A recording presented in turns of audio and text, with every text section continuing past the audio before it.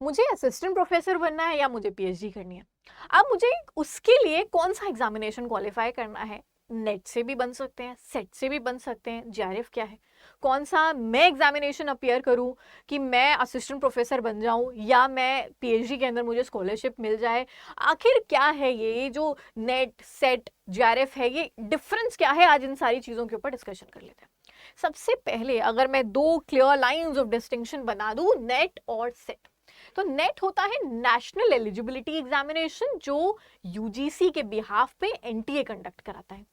Set होता है state eligibility examination. अब बहुत सारी स्टेट्स हैं जो सेट को कंडक्ट करती हैं, बहुत सारी ऐसी भी हैं जो सेट को कंडक्ट नहीं करती। एग्जाम्पल के तौर पे नॉर्थ ईस्ट सेट होता है, हमारे पास में गुजरात में सेट होता है, हमारा मध्य प्रदेश में सेट हो रहा है, महाराष्ट्र में सेट का एग्जामिनेशन कंडक्ट किया जाता है, तेलंगाना में सेट का एग्जामिनेशन कंडक्ट किया जाता है, उत्तराखंड में कंडक्ट किया जाता है। वहीं दूसरी ओर देखें तो उत्तर प्रदेश जैसी इतनी बड़ी स्टेट में सेट का एग्जामिनेशन कंडक्ट नहीं किया जाता है। होता क्या है इस एग्जामिनेशन से? तो नेट का एग्जामिनेशन अगर कोई इंसान क्वालिफाई कर ले, यानी जो इंसान यूजीसी नेट जो एनटीए कंडक्ट कराता है उसको अगर क्वालिफाई कर लेता है, तो भारत भर की जितनी यूनिवर्सिटीज हैं आप इसमें असिस्टेंट प्रोफेसर बनने के लिए एलिजिबल हो जाते हैं। यानी अगर मैम मुझे भारत भर के किसी यूनिवर्सिटी में असिस्टेंट प्रोफेसर का इंटरव्यू देना है या जो पीएससी के थ्रू वैकेंसीज आती हैं उनमें अप्लाई करना है भारत भर में, चाहे किसी भी पीएससी का आ रहा हो, किसी भी यूनिवर्सिटी का नोटिफिकेशन आ रहा हो, तो अगर मैंने नेट क्वालिफाई कर लिया तो मैं वो वैकेंसी के लिए अप्लाई कर पाऊंगी? बिल्कुल कर पाओगे। क्या मैं वहां पे इंटरव्यू के लिए बैठ पाऊंगी? अगर डायरेक्ट रिक्रूटमेंट हो रहा है तो बिल्कुल बैठ पाओगे आप। तो ये नेट के थ्रू होता है। सेट की अगर हम बात करें, यानी स्टेट एलिजिबिलिटी एग्जामिनेशन की अगर मैं बात करूं, तो वो स्टेट लेवल पे कंडक्ट किया जा रहा है। जैसे अगर आपने एमपी सेट क्वालिफाई किया है तो आप मध्य प्रदेश में जितनी यूनिवर्सिटीज आती हैं इनमें एलिजिबल हो जाते हो असिस्टेंट प्रोफेसर बनने के लिए। या अगर एमपीपीएससी की कोई वैकेंसी आती है तो वहां पे आप अप्लाई कर पाओगे। इसी तरीके से अगर गुजरात सेट आपने क्वालिफाई किया है तो आप गुजरात की यूनिवर्सिटीज के लिए एलिजिबल हो जाते हैं। मैम क्या एमपी सेट अगर मैंने क्वालिफाई किया है और इसके बाद में आरपीएससी की वैकेंसी आई है, यानी राजस्थान पब्लिक सर्विस कमीशन की वैकेंसी आई है, तो क्या मैं एलिजिबल हो जाती हूँ? बिल्कुल नहीं होते हो एलिजिबल। तो सेट का एग्जामिनेशन मैम कौन अपियर करे? जिनको सिर्फ अपनी ही स्टेट के अंदर रहना है, जैसे बहुत सारे लोग होते हैं उनको एमपी के अंदर ही रहना है, एमपी पीएससी के थ्रू ही असिस्टेंट प्रोफेसर बनना है, तो वो नेट की जगह एमपी सेट को भी क्वालिफाई कर सकते हैं, क्योंकि कंपैरेटिवली जो सेट होता है उनके कट ऑफ्स वगैरह लो जाते हैं, क्योंकि ये नेशनल लेवल का है और ये स्टेट लेवल का एग्जामिनेशन होता है।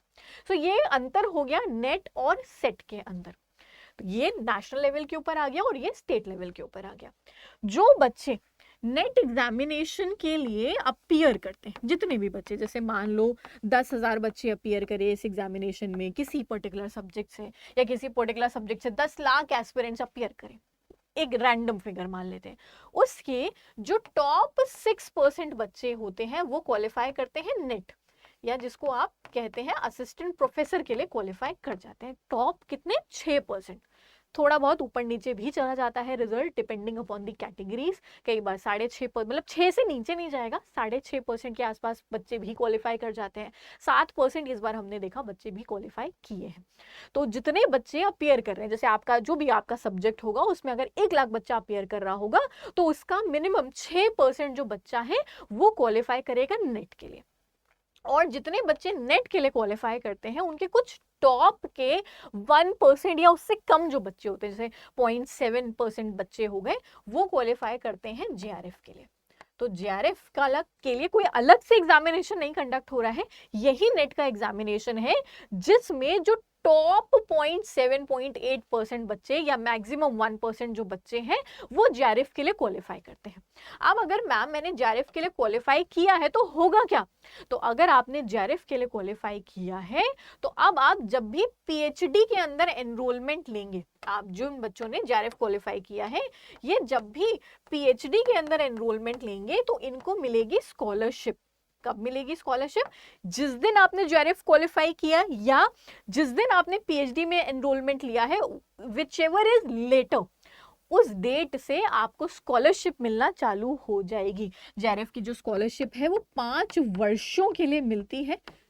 ठीक है, 5 वर्षों के लिए स्कॉलरशिप आपको मिलती है। प्रति माह एक अमाउंट आपके खाते में डिपॉजिट किया जाएगा। साल में 10,000 की कंटिजेंसी आती है। आपकी सिटी के ऊपर डिपेंडेंट आपको हाउस रेंट अलाउंस जो है वो दिया जाता है। तो अच्छा खासा अमाउंट जो है वो अगेन ये वेरी करता है amount city to city, but आप मान के चल सकते हैं कि 45 टू 50 के अप्रॉक्सीमेटली अमाउंट जो है वो आपके खाते के अंदर आता है। अगेन क्योंकि एचआरए का अमाउंट वेरी करता है तो ये सिटी टू सिटी जो अमाउंट है वो वेरी कर जाता है टोटल स्कॉलरशिप का, बट आप मान के चलिए 45,000 के आसपास जो है वो अमाउंट आपके खाते में आ जाता है, इंक्लूडिंग एचआरए एंड एवरीथिंग अगर मैं इंक्लूड कर लूँ तो। 2 साल के बाद ये अमाउंट इंक्रीज भी हो जाता है जब आप एसआरएफ के लिए क्वालिफाई कर जाते हैं, या इसके लिए कोई अलग से एग्जामिनेशन नहीं है, अपने आप अपग्रेड हो जाता है। तो अगर हम डिफरेंस की बात करें कि नेट सेट में डिफरेंस क्या हुआ, नेट नेशनल लेवल का एग्जामिनेशन, सेट स्टेट लेवल का एग्जामिनेशन। नेट से आप नेशनल लेवल की सारी यूनिवर्सिटीज में असिस्टेंट प्रोफेसर बनने के लिए एलिजिबल हो जाते हो, और सेट से आप उसी पर्टिकुलर स्टेट की यूनिवर्सिटीज में एलिजिबल होते हो। जीआरएफ अलग से कोई एग्जामिनेशन नहीं है, नेट एग्जामिनेशन के अंदर ही जो टॉप के 1% के अप्रॉक्स स्टूडेंट्स होते हैं उनको एमएचआरडी के द्वारा स्कॉलरशिप दी जाती है 5 वर्षों के लिए, पीएचडी करने के लिए वो स्कॉलरशिप उनको मिलती है।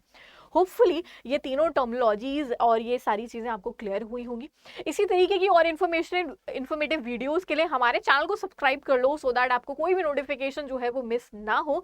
साथ ही साथ अगर आपको कोई और इन्फॉर्मेशन रिक्वायर्ड है, कोई और चीज जो आप चाहते हो कि मैं आपसे डिस्कस करूं, कमेंट सेक्शन के अंदर ड्रॉप इन कर देना। I will definitely come up with a video with the same. Will see you guys again in the next session. Till then take care, bye bye everyone.